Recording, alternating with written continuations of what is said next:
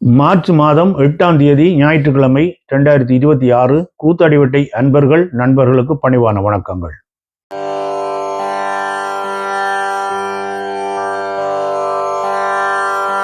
நண்பர்களே, இஸ்ரேலுக்கும் ஈரானுக்கும் பிணக்கு 2-3 மாதம் இல்லையே, அதுக்கு கூட நாட்களாக அவர்கள் பரஸ்பரம் விமான தாக்குதல்கள், ஏவுகணை தாக்குதல்கள் நடத்தி கொண்டிருந்தவ. இறுதியாக பிப்ரவரி மாதம் 27ஆம் தேதி ஒரு முருகல் நிலை உச்சத்துக்கு வந்து அமெரிக்கா தலையிட்டு அந்த நாட்டினுடைய தலைவரை கொன்று அப்படியே தொடர்ந்து விமான தாக்குதல்களும் ஏவுகணை தாக்குதல்களும் தொடர்ந்து கொண்டு இருக்குது. இந்த இடத்துல ஈரான் ஒரு நலிவடைந்து விட்டதோ என்று ஒரு பார்வை ஒன்று மக்கள் மத்தியில் இருக்குது. ஈரானை பற்றின ஒரு பரிதாப பார்வையும் இருந்து கொண்டே இருக்குது. ஏனென்றால் அமெரிக்கா ஒரு பெரிய நாடு. அமெரிக்காவோட சேர்ந்து இஸ்ரேல் ஒரு பொல்லாத நாடாக நிறைய பேரை தாக்கி அழிச்சிருக்குது. காசா பகுதியில பலஸ்தீன மக்களை எல்லாம் அழிச்சிருக்குது. மற்றது இப்ப லெபனானுக்குள்ள பூந்து அடிச்சு கொண்டிருக்குது. இப்படி ஒரு முரட்டுத்தனமான வேலை செய்கிறபடியால் இவர்களை விட ஈரானியர்களை கொஞ்சம் பாவம் ஒன்று பார்க்குற மாதிரியான ஒரு தன்மை ஒன்று இருக்குது. அந்த இடத்துல தான் எல்லாரும் யோசிச்சு கொண்டு வந்த மாதிரி நானும் யோசிச்சேன். இப்படி இருக்கைகளை ஏதாவது ஒரு நாடு, சீனா அல்லது ரஷ்யா அல்லது வடகொரியா, ஏதாவது ஒரு நாடு உதவி செய்யுமோ என்று பார்த்தால் இந்த நாடும் வெளிப்படையாக உதவி செய்ததாக தெரியவில்லை. அமெரிக்கா தன்னுடைய இயலாமையை மறைக்கிறதுக்கோ அல்லது தன்னுடைய இயலாமையை பூர்த்தி செய்யறதுக்கு ஐரோப்பிய நாடுகள்கிட்ட கேட்குது, உதவி கேட்குது. உங்களுடைய விமான தளங்களை தருங்கோ, அந்த விமான தளங்களில் எங்களுடைய ஜெட் விமானங்களை கொண்டு இறக்கி நாங்கள் ஈரான் அழிக்க போறோம் என்று சொல்லி கேட்டிருக்குது. ஆரம்ப காலத்துல மறுத்த ஸ்பெயின், இங்கிலாந்து போன்ற நாடுகள் இன்றைக்கு இங்கிலாந்து எல்லாம் ஒத்துக்கொண்டிருக்கு. இங்கிலாந்து தன்னுடைய விமானம் தாங்கிய கப்பலை கூட மத்திய கிழக்கு நாட்டை நோக்கி நகர்த்தி கொண்டிருக்கிறது என்று சொல்லியும், இங்கிலாந்தினுடைய படைத்தளங்கள், விமான தளங்களை அமெரிக்கா பாவிக்கிறது கொடுத்திருக்கிறோம் என்று சொல்லியும் ஒரு செய்தி கொண்டு வருகிறது. ஈரான் இன்னும் தனிச்சு போயிட்டுது, இப்படியே இந்த நாட்டு மக்களை, அந்த நாட்டு மக்களை இப்படி அழிக்க போறாங்களோ இவங்கள் என்று சொல்லியும் இருக்கைகளை வேற நாடுகள், இப்ப நாங்கள் ஒரு சாதாரண நாட்களுக்கு இருக்கிற ஒரு வேகம், ஒரு பாவம் பார்க்குற தன்மைகளை பார்க்கல அங்கால இருக்கிற சீனா பக்கத்துல இருக்குது. சீனா ஏற்கனவே ஒரு ஈரானுக்கு ஒரு ஆதரவான நட்பு நாடாக இருந்து கொண்டு இருக்குது. அதே போல ரஷ்யா பக்கத்துல, ரஷ்யாவும் ஒரு நட்பு நாடாகத்தான் தொடர்ந்து இருந்து கொண்டிருக்குது. இந்த உக்ரைன் சண்டை நடந்த பொழுது நிறைய ட்ரோனுகளை தயாரித்து கொடுத்தது ஈரான் என்று சொல்லியும் ஒரு கருத்து இருக்கிறபடியால் அவர்கள் பரஸ்பரம் ஒரு கொடுக்கல் வாங்கலும் இருக்கிறபடியால் ஏன் அவர்கள் உதவி செய்யாமல் இருக்கணும் என்று சொல்லியும் ஒரு கேள்வி ஒன்று எழும்பினது. ஆனால் சில பேர் சொல்லினும் மறைமுகமாக ரஷ்யா சில தொழில்நுட்ப உதவிகளை செய்து கொண்டிருக்குது, அது இல்லாமலுக்கு இல்லை, வடகொரியாவும் செய்து கொண்டிருக்குது என்று சொல்லினும். அதே நேரத்தில் ஒரு வெளிப்படையாக ஏன் இப்ப ஐரோப்பிய நாடுகள் செய்கிற மாதிரி என் வெளிப்படையாக வேறு நாடுகள் ஈரானுக்கு உதவவில்லை என்று பார்க்க இன்றைக்கு ஒரு கருத்து ஒன்று வந்தது. இந்தியாவினுடைய வெளி விவகார அமைச்சராக இருக்கக்கூடிய ஜெய்சங்கர் சுப்பிரமணியன் ஒரு கருத்தை சொல்லி இருக்கிறார். இந்த உலகத்தை ஆட்டி படைச்ச பெரியண்ணன் வேலைகள் எல்லாம் முடிஞ்சுது, இனி அதெல்லாம் நடைமுறைக்கு சாத்தியம் இல்லை. இப்போ இன்னும் பல நாடுகள் அந்த இடத்துக்கு வந்துட்டுது. முன்னே உள்ள நாடுகள் உலகத்தை தங்களுடைய கட்டுப்பாட்டுக்குள்ள வச்சிருக்கிற மாதிரியெல்லாம் தொடர்ந்து நினைச்சு கொண்டிருக்கல. இப்ப தயாராக வேற நாடுகளும் தயார் நிலையில வந்து நிக்கணும் என்று சொல்லி அமெரிக்காவை ஒரு ஒரு குத்தி காட்டுற மாதிரியான ஒரு கருத்தை சொல்லி இருக்கிறார். இதை நேரடியாக அமெரிக்காண்டோ அவர் சொல்லவில்லை. அவர் ஒரு நாளும் அமெரிக்காண்டோ அல்லது சீனாண்டோ வாய் திறந்து சொல்றதில்லை. ஏனென்றால் இந்தியாவினுடைய நாட்டுக்குள்ள அருணாச்சல பிரதேசம் சொல்லி ஒரு சீனாவினுடைய கரையோர பகுதி, அந்த பகுதியில ஒரு 2000-3000 சதுர கிலோமீட்டர் தூரத்தை சீனா ஆக்கிரமித்து சீனா குடியிருப்புகள் எல்லாம் அங்க கட்டப்பட்டு அங்க பெரிய அலுவலகங்கள் எல்லாம் கட்டப்பட்டு நடந்து கொண்டிருக்கிறதாக சொல்லப்படுகிறது. அதை பற்றி இந்தியா வாயை துறக்கிறது இல்லை. இந்திய மக்களுக்கு கூடிய அதை பற்றி சொல்றது இல்லை. அந்த அருணாச்சல பிரதேசத்துல இருக்கிற மக்கள் எல்லாம் ஒரு மங்கோலிய இனத்தை சேர்ந்தவர்கள், சீனர்கள் போல ஆக்களாக இருக்கிறபடியா அவர்களும் சீனாவோட வாழ்றதுக்கு தான் விருப்பப்படினோம். ஆனபடியால் இந்தியாவால அந்த மக்களையும் எதிர்க்க முடியவில்லை, சீனாவினுடைய இராணுவத்தையும் எதிர்க்க முடியவில்லை. ஒரு முறை எதிர்த்து போய் அடி வாங்கி கொண்டு வந்தவை. அடி என்று சொல்லி துப்பாக்கி சூடு நடக்கையில தடியாலையும் பொல்லாலையும் அடிச்சு சீன இராணுவம் இந்தியர்களை விரட்டி அடிச்சு விட்டது. அதுக்கப்புறம் அந்த பக்கம் போறதில்லை. இங்க உள்ளூருக்கு வந்தோடனே நரேந்திர மோடி இந்தியாவுடைய பிரதமர் சொல்லிக்கொள்வார், எதிரியை நாங்கள் ஒரு அங்குல நிலத்தையும் கைப்பற்ற விடமாட்டோம், ஒழித்து விடுவோம் என்று சொல்றது.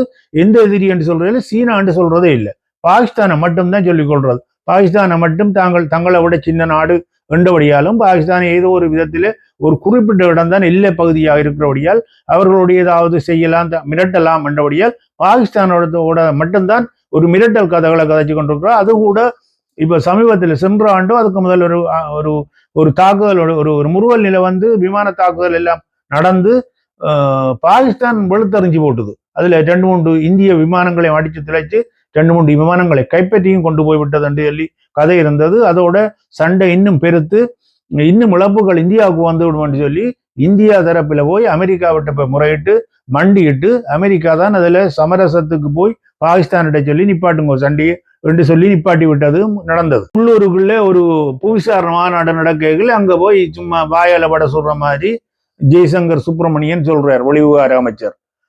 நாங்கள் இப்படி எந்த நாட்டுக்கும் அச்சப்பட்டவர்கள் இல்லை, நாங்கள் நினைச்சா இன்னமும் செய்வோம், நாங்களும் வெள்ளாதிக்கத்தில் உள்ளவர்கள் தான் என்று சொல்றது. அங்க சொல்லிக் கொள்றது அந்த உள்ளூருக்கு சொல்றேன் என்றால் இந்தியா ஒரு வல்லரசு, இந்தியா ஒரு பிராந்திய வல்லரசு என்று சொல்லி அதை நம்புறதுக்கும் சில பேர் இருக்கணும். சில ஊடகவியலாளர்கள் கூட இந்தியா ஒரு பிராந்திய வல்லரசு என்று எழுதுறதை நான் பார்க்கிறேன். அது என்னன்னு தெரியல. வல்லரசு என்றா என்ன, பிராந்திய வல்லரசு என்றால் என்ன என்ன தெரியல.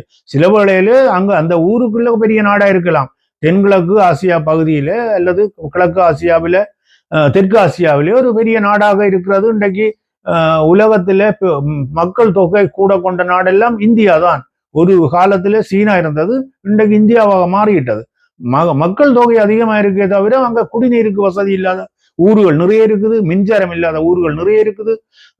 தேர்தல் காலங்களில் கழுதைகளிலும் குதிரைகளிலும் அந்த தேர்தல் உபகரணங்களை கொண்டு போய் மலைவாழ் மக்கள்கிட்ட தேர்தல் நடத்துகிற இடங்கள் நிறைய இருக்குது. அப்படி இருந்து கொண்டு அதனுடைய வரவிலக்கணம் என்னென்றால், வல்லரசுக்கான வரவிலக்கணம் என்னென்றால் எங்களிடம் அணு ஆயுதம் இருக்கிறது. அணு ஆயுதம் இஸ்ரேல்கிட்டையும் தான் இருக்குது, வடகொரியாவிட்டையும் தான் இருக்குது. எப்ப அதெல்லாம் வல்லரசா? இன்னும் ஒரு 2 மாதம் விட்டு இருந்தா ஈரான்டையும் ஒரு அணு ஆயுதம் வந்திருக்கும். அணு ஆயுதத்தை வச்சு கொண்டு வல்லரசு தாங்கள் வல்லரசு என்று காட்டிக்கொள்ளலாம்னு சொல்லி உள்ளூருக்கு கதைச்சு கொள்றது. முன்னொரு ஜனாதிபதி இருந்தவர் அங்க அப்துல் கலாம் என்று சொல்லி இருந்தார்.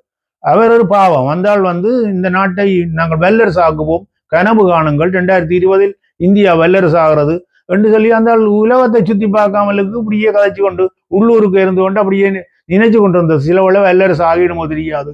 அவர் ஒரு இஸ்ரோண்ட அந்த அணுவாராய்ச்சி நிலையத்திலே அவர் வேலை செய்தவர், ஒரு வடிவமைப்பாளராக இருந்தவர். அவர் விஞ்ஞானி என்றெல்லாம் மாத்தி கதைச்சிட்டாங்க.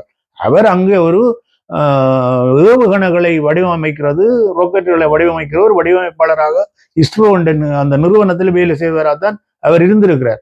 அவரை கொண்டு போய் ஜனாதிபதி ஆக்கினதுக்கு பிறகு அது அது கணக்கு கதையெல்லாம் சொல்லி கொண்டிருந்தவர். அது ஒரு பக்கம். இலங்கையினுடைய கடற்படை மீனவர்களை தாக்கினால் அல்லது வேறு வேறு மாதிரியான வேலை செய்தால் எல்லாம் இந்தியா தலையிடுறது இல்லை.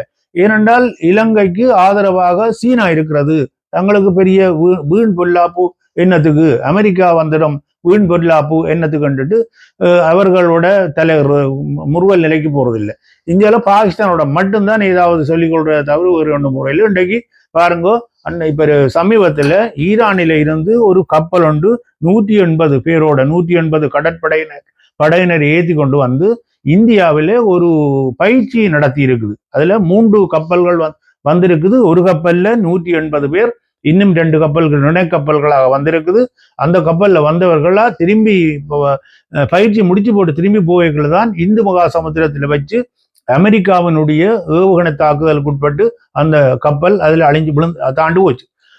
தாண்ட இடத்துல 180 பேர் வந்த கப்பலில் 87 பேர் அதுல இறந்துட்டணும். 37 பேரை இலங்கை அரசாங்கம், இலங்கையினுடைய நேவி அதை அவர்களை மீட்டு கொண்டு போய் அபயம் கொடுத்து இருக்குது. அந்த இறந்த பொடிகளை கொண்டு வச்சிருக்கிறது கூட இடம் இல்லாமலுக்கு குளிர்சாதன வசதி காணாதன்றபடியால் ஆஸ்பத்திரிகள்ல உடனடியாக தனியார் நிறுவனங்கள்ல இடங்கள் எடுத்து அந்த இறந்த உடல்களை கொண்டு போய் சேமிச்சு வச்சிருக்கணும்.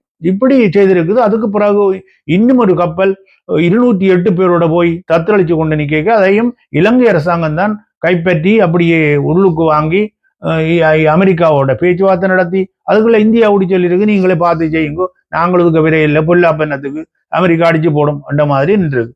இதுல நான் சொல்றேன் என்னன்னு சொன்னால், இந்த 180 பேரோட போன கப்பல், ஈரானிய கப்பல் ஒரு பயிற்சிக்கு இந்தியாவிட்ட போயிருக்குது. இந்தியாவினுடைய பயிற்சி முடிஞ்சு திரும்பி வரைக்கும் நடந்த விடயத்துக்கு நீங்கள் இந்தியாவுடைய எதிர்காட்டியும் பரவாயில்லையே ஒரு கண்டனத்தை தெரிவிச்சிருக்கலாம். இது எங்களுடைய கடற்பரப்பில் வந்து ஒரு பயிற்சியை முடிச்சு போட்டு போன கப்பலை நீங்கள் இப்படி அடிச்சிருக்கிறீர்கள், அது எங்களுக்கு ஒரு இழுக்கு மாதிரி.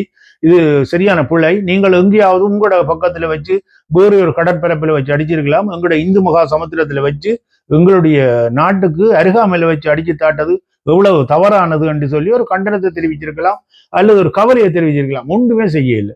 இன்றைக்கு எண்ணெய் இல்லாமலுக்கு போதோன்னு என்ன இப்ப நடந்த ஹோர்முஸ் நீரிணையில இருந்து கப்பல்களை போகாமலுக்கு ஈரானிய புரட்சி படைகள் மறைச்சி வச்சு கொண்டு இருக்குது. அங்க கட்டார்ல இருந்து வர எண்ணெய், சவுதி அரேபியாவில இருந்து வர, குவைத்துல வர எண்ணெய்கள் எல்லாம் இந்த ஹோர்முஸ் நீரிணை வழியாக வந்துதான் தெற்காசியாவுக்கு வரணும். அந்த எண்ணெய்களை வராமல் தடுத்து வச்சு கொண்டு நிற்குது. அதே நேரத்தில் அங்கால ரஷ்யாவில இருந்து வர எண்ணெய்களையும் வேறு வேறு பாதையால வந்தாலும் அதை விமானத்தால தாக்குதல் நடத்தி கொண்டிருக்குது. அமெரிக்கா ஆண்டோன்னு இவர்கள் இந்தியாவை கேட்டு இருக்குது, எங்களுக்கு எண்ணெய் ரஷ்யாவிலிருந்து வர எண்ணெயை தடுக்காமலுக்கு விட ஒன்றோன்னு டொனால்ட் ட்ரம்ப் சொல்லியிருக்கிறார். அதெல்லாம் முடியாது, உங்களுக்கு ஒரு 30 நாள் அவகாசம் தாரோம், நீங்கள் இன்னும் 1 வருஷமோ 2 வருஷமோ இங்கே போர் தொடர்தோ தெரியல, உங்களுக்கு தேவையான எண்ணெய்களை வேண்டி வச்சுக்கொள்ளுங்க, 30 நாள் மட்டும்தான் உங்களுக்கு ரஷ்யாவிலிருந்து எண்ணெய்களை எடுக்கிறதுக்கான அவகாசம் என்று சொல்லி அவர் ஒரு வரியில சொல்லி போட்டார்.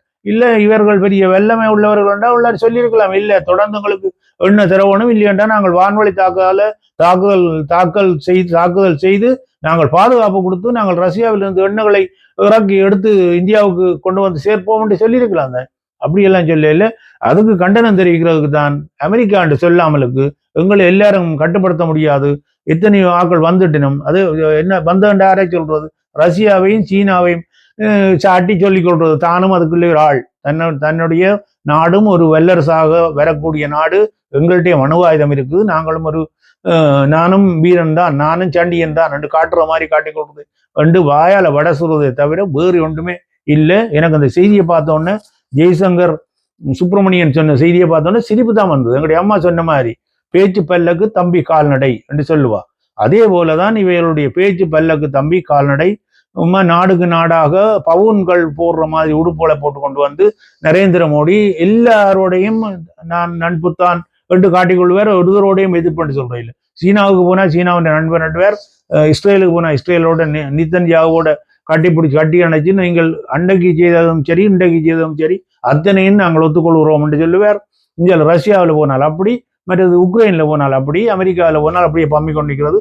இப்படித்தான் இந்தியாவினுடைய நடைமுறை அன்றைக்கு எனக்கு பார்த்து தெரிஞ்சது என்னென்றால் பேச்சு பல்லக்கு தம்பி கால்நடை, வாயால வட சொல்றதை தவிர வேறு ஒன்றுக்குமே லாயக்கு இல்லாத நாடு இந்தியான்றதை இன்றைக்கு இவருடைய கருத்தை கேட்டோன்னு நான் இன்றைக்கு வீடியோ செய்கிறோன்னு இருக்கே இல்லை, இதை கேட்டு போட்டு ஒரு வீடியோ செய்வோம் நினைச்சு போட்டு இந்த கருத்தை கொண்டு வந்த நான். சரி நண்பர்களே, கூத்தாடிவட்ட யூடியூப் சேனலை தொடர்ந்து பார்க்குற நண்பர்கள் தயவு செய்து சப்ஸ்கிரைப் செய்து தொடருங்கள், ஒரு லைக் பண்ணி விடுங்கோ.